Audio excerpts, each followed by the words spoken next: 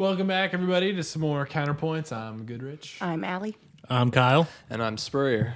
So today, kind of going back to basics again, like we did earlier. We're going to talk about our favorite classical composers. So, classical music's not your thing. These maybe will help you kind of find your path. I mean, I've picked three that I think are pretty different, and so yeah, see what you think. And Spurrier, I guess I guess I'm pretty much you're really topic, so Just take it by on. all means. No, you go first. Well, no. I feel You've bad. already no. yeah. do it. You started it. Because I have a secondary aspect to it, and I'm kind of curious right. to see what everyone else says first. Okay. So.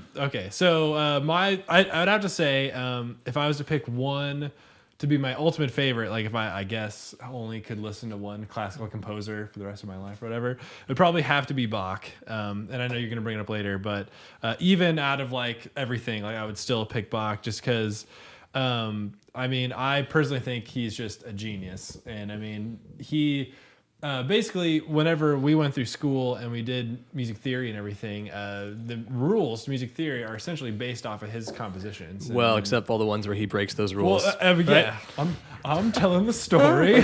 Sorry, I'm jumping ahead. Who's leading this I train? wanted you to go first. So, anyways, and he didn't like write rules or anything. He just, had his tendencies that he generally did, and that's basically. Well, and without getting into what the rules are for the sake of people who wouldn't care, I mean, especially since you've studied more with the history, would you agree that some of that is basically the pendulum swinging back against the way things were? Like, basically a lot of these rules, like just a quick one, like with like fifths, like is deriving from like the monks singing a line, then layering a fifth on top of that. And so Right. basically we're rebelling against what we know, and we don't like the way that sounds. Is that like part of it? Yeah, there's Okay, a lot that went on in the 17th century that helped develop the musical stylings and tastes of the. Wait, we're talking about Bach, or we're talking about going into the classical era? Well, just like the rules that came about I mean- then, like basically 16th, 17th century theory, which well- is basically what we have now, minus all the new crazy stuff that's happened. So, Which is still kind of that theory. It's just, well, no, I'm just saying that's what we're taught in school. It's Right, like basically Bach's theory. Yeah. It depends on your So- cultural zone. I'm We're going to leave in it at the that. Western world, yeah. in Western music, which is what we're referring to here. Yeah, Yeah, there's- there's a lot we couldn't speak still, on. Even still, then Yeah. depends on your cultural zone in the Western world of music. So, Anyways, Anyway. the long and short being, those the- rules came from a lot of different When you aspects. hear terms from like history. 4 and 5 and 2, like you're like, oh, I'm gonna play the 4 chord, the 5 chord. That's all Bach. I mean, he figure bass came around, and he basically was improvising over figured bass, which is it's kind of like if you think of charts today, and you're like, oh, I'm gonna play this melody over E flat, B flat, whatever. He was basically doing that. It was notated differently and looked differently, but he was basically improvising stuff over, and he would take like Protestant hymns and things, and he would basically take their figured bass line and just improv his own stuff over it. And I just think, you think you pump out something every Sunday? I yeah, mean, man, he geez. was prolific, like a you know what. But anyways, so just to kind of give you some idea of kind of his reach to the musical world. Many jazz musicians have hailed him as a direct influence on their improv styles and kind of how they think about it, like Charlie Parker, Keith Jarrett, John Lewis, Ornette Coleman, Brubeck, Dave Brubeck. I'm sure all the other Brubecks say the same thing, Sure. but they typically cite his method of improv, his phrasing and counterpoint. This is probably, a lot of this is from Bach. This info that I'm just kind of reading through is from the Bach bio website and his Wikipedia. So if you're really interested, just go to Wikipedia. You can read all about him. But yeah, his phrasing and counterpoint, his approach to harmony, it's pretty much vital to jazz music. I mean, jazz music is an extension of Western music. So, but Ornette Coleman sometimes solos over Bach's Prelude in C major in concerts just for grins. Pianist John Lewis of the Modern Jazz Quartet is heavily influenced by him. He did an album of jazz arrangements of Bach's comps. And Bill Evans, who we all love. I mean, you would send Bill Evans to space, talk to the aliens. Yeah, absolutely. Yeah. He held him in high esteem, and he said, this is a quote from Bill Evans, he said, Bach changed my hand approach to playing the piano, so like how he played it. He used a lot of finger technique when I was younger, this is Bill Evans talking.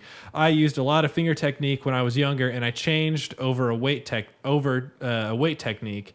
And if you play Bach with all the voices and sing, actually, if you play Bach and the voices sing at all and sustain the way they should, you really can't play it with the wrong approach. So he's basically saying Bach plays himself because the music's so beautifully written and composed. In kind of the Baroque continuo, which is what I was talking about with figured bass and everything, is kind of like a jazz rhythm section, again, kind of where we're getting improv from. The well-worn, as this article called it, circle of fifths harmonic progression can be found in, a ton of Baroque stuff that he wrote and everything.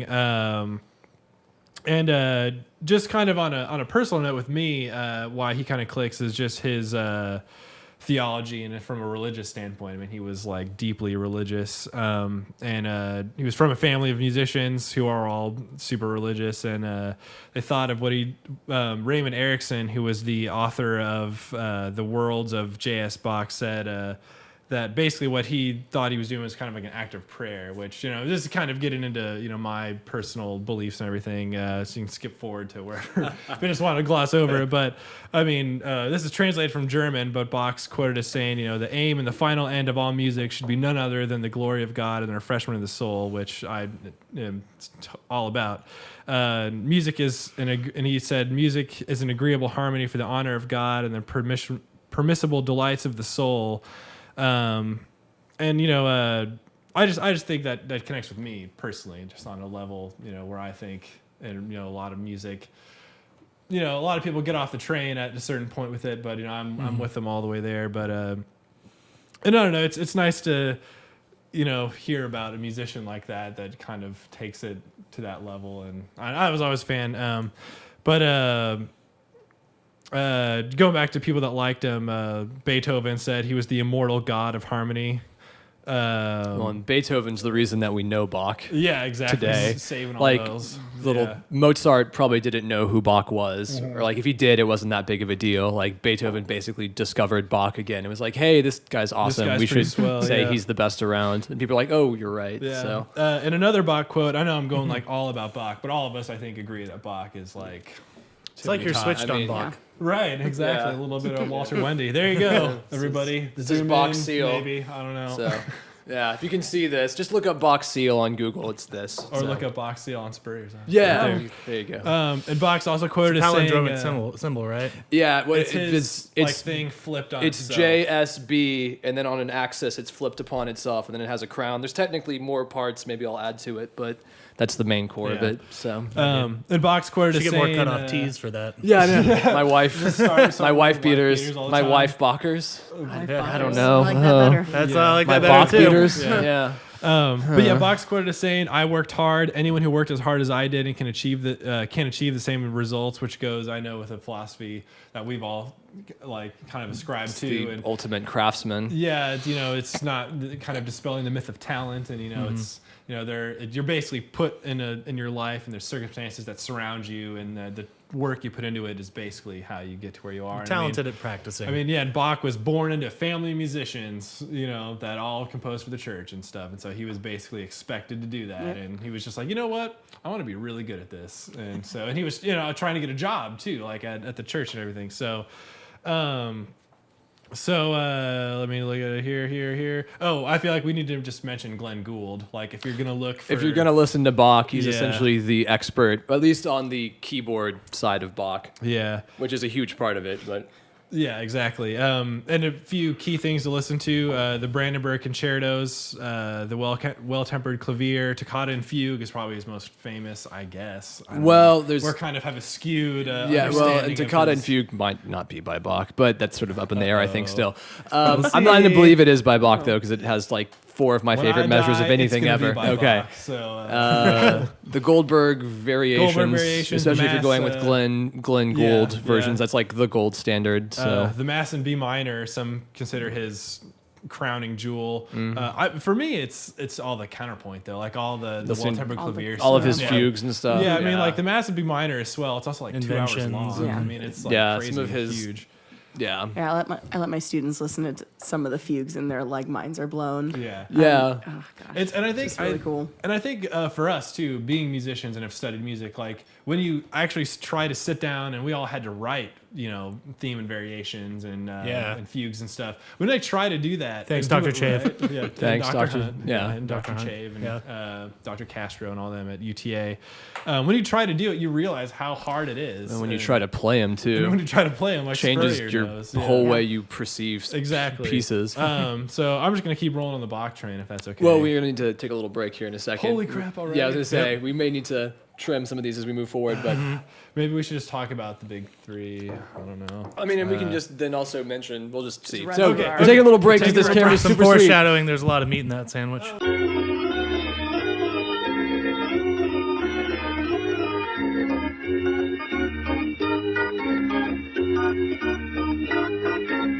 Anyways, So Bach. still on Bach, and at this point, Yeah. I mean, Bach's kind of. I think for me, and I think the three of you, he's kind of the end all when it comes to classical music. And there's so many different kinds of classical music that it's hard to pin down. Well, a just lot like- of it wouldn't exist without him. Exactly. Especially from Beethoven on. Right. So here's some fun facts about him if you want to know. By 1740, which was 10 years before he died, Bach was actually struggling with his eyesight, and I didn't know this, but he continued to work despite his vision problems. He was able to go around and perform and everything, but he tried to have surgery done to repair his eyes, and he went blind, which I did not know. Having surgery in 1740. On your eyeball skins. no. Yeah, no way. They say it eventually they believe it eventually led to his death. He died from a stroke. Okay. They're thinking, which That was somebody Could have else. probably been complications stems or from something, who knows? well, and it probably stems from being super stressed out about being blind, and Yeah.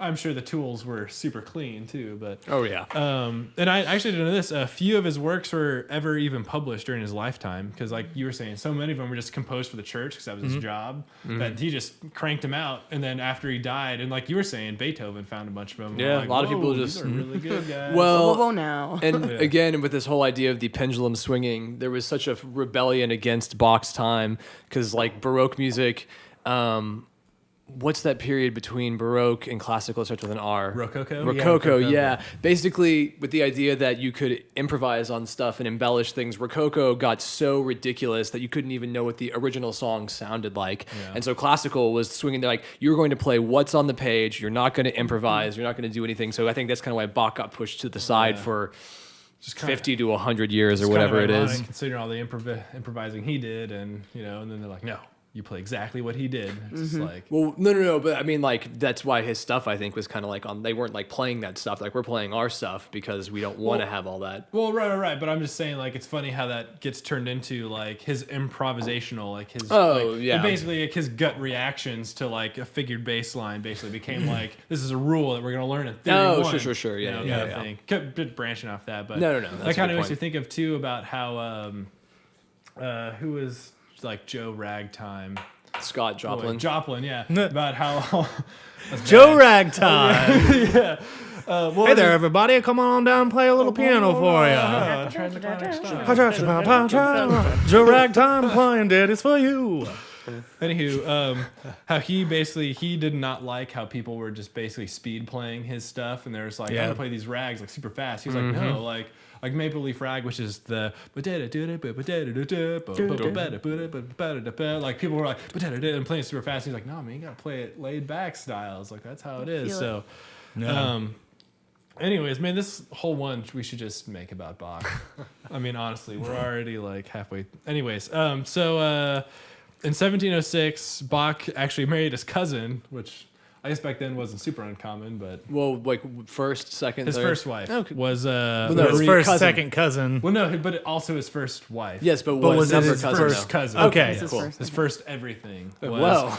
was Maria Barbara Bach. They had 7 children together, some of whom, of course, died as infants back then. That's the way of it. The old the old adage of Lot of- back in that day, A lot of child death.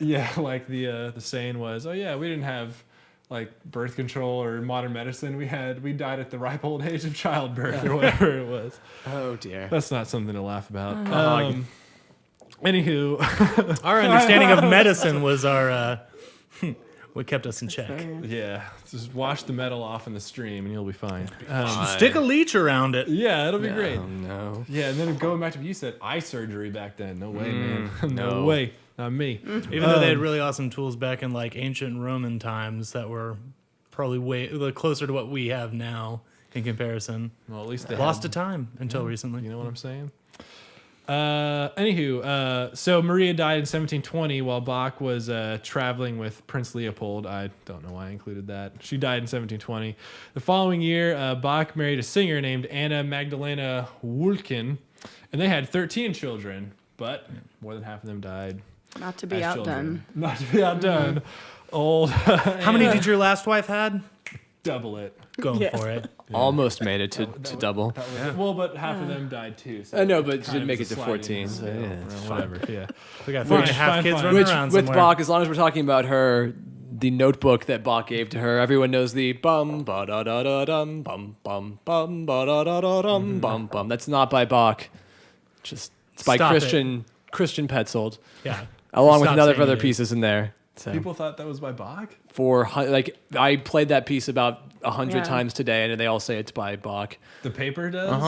Oh, wow. Like most book, yeah, it's not until Yep. the past 10 years or so that they've been changing it. Interesting. Yeah, Okay. it's because Minuet in G. and the one in G minor that's right after it that like kind of accompanies it. Like the first actual classical, like out of a book. Yeah, piece I exactly. played. Yeah, exactly. Because those pieces were in the book he gave his wife, so people presumed it was by him. But there's pieces by him and pieces not by him that he just thought were good pieces. And it's like, here, Anna Magdalena, have these sweet it's pieces. kind of like he gave her like a mixtape. yeah, almost. yeah, exactly. Man, yeah, that's so sweet. Yeah, and then it was just confused for 300 years. As Like to who who It's like, wrote you're these my things. wife. You should know what this sounds like. And if you don't, I swear to God, The wife blocker. Another kid. you're going to have another kid. One Make more. it to 14. And as well, I don't know, as we all know, but as we know, Bach shared his love of music with his children. So from his first marriage, Wilhelm Friedemann Bach and the good old CPE Bach, Carl Philipp Emanuel, they became composers and musicians. And then from his second wife, Johann Christoph Friedrich Bach, old JCF, and PDQ. PDQ, yep, and Johann Christian Bach from his second PDF marriage. Bach. So PDF log, yes. they also enjoyed musical success, not nearly to his dad's. No one. I mean, yeah. how can you say? There's not a Bach that I comes mean, close. but in their own time, not even in his own time did he see success. true. So It's the classic struggle of the artist, you know, Yeah. old Yep. Van Gogh styles of just not. Oh, yeah. So sad. And I was going to use this as a segue to my next favorite. Claude Debussy said that he was the one great master, which, I mean, geez, yeah, at this point, this has been the Bach counterpoints, which, sure, I know, we already recorded it. so, perfect. yeah. But yeah, and I've basically just bogarted this whole counterpoint. So next one we'll start with. Cut one it. of you We're guys. done. I know. Just trash it. But yeah, I think Bach, he's, I don't know, like we've all said, he's basically was a foundation for music as we know it, music theory, which you can attest to, and playing styles that you can attest to. And I guess you to a lesser extent. I mean, you didn't spend as many hours as Spurrier probably looking at it. Have you done one of his fugues? I had to. Which one did you do? Solomon's hooked it up. Did you do the C minor? Maybe. I do Ba-da-dum, not remember. bum, bum. Okay. Yeah. It's That's the been a classic. while. Yeah. Well, that's a semi-accessible. Yeah, it's not like quite as crazy as some of And the I others. played but- the good old prelude, you know, the classic. Yeah. I've probably played about a third of it, and then I stopped learning for some reason, like how I stopped playing video games halfway through. Some like stuff comes up. So anywho, it's okay, Zelda. You can wait till later. I know, just like you, I'm learning Bach. Just chill with Ganondorf. It's fine. Good old Zelda Emmanuel Bach, if only. Oh, So man. anyway, so yeah, sorry this kind of took a turn, but That's you know, it. as it goes. Bach. So so lindbymusic.com, lindby.bandcamp.com, Facebook, Twitter, Instagram. Be on the lookout for Bombarded. Again, we're when we record these, we don't know when we're going to post them because of when they get edited. We try to do them every 2 weeks, so we're not 100% sure if Bombarded is out by now, but maybe it is, maybe it isn't. But keep your eyes open, and we will see you then. See you Go later. listen to some Bach. Do it. See ya.